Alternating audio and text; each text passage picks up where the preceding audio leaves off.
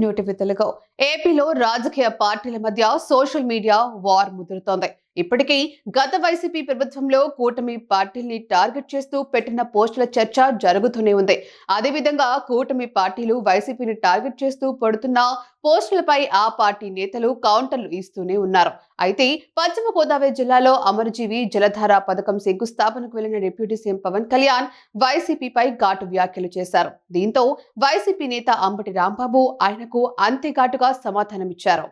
YCP social మీడియాలో కూటమి ప్రభుత్వంపై పెడుతున్న పోస్టులపై జనసేన అధినేత పవన్ కళ్యాణ్ తీవ్ర విమర్శలు చేశారు. సామాజిక మాధ్యమాల్లో కానీ విదేశాల్లో వాగే వాళ్లతో సహా ఇక్కడ కూర్చొని భవిష్యత్తులో మేం వస్తాం, వచ్చి ఏం చేస్తామంటే వచ్చినప్పుడే ఏమీ పీకలేకపోయారు, ఇప్పుడు ఏం మాట్లాడతారంటూ రెచ్చిపోయారు.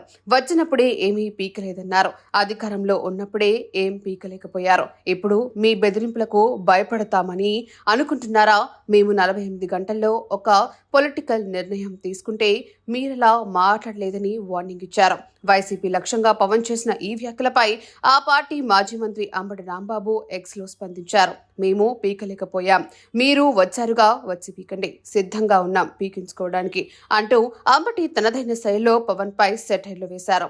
తన కమెంట్స్ కు పవన్ కళ్యాణ్ అకౌంట్ ను కూడా ట్యాగ్ చేశారు. అలాగే పవన్ వైసీపీ టార్గెట్ గా చెప్పిన డైలాగ్స్ వీడియో కూడా జత చేశారు. దీంతో ఈ రెండు వైరల్ అవుతున్నాయి.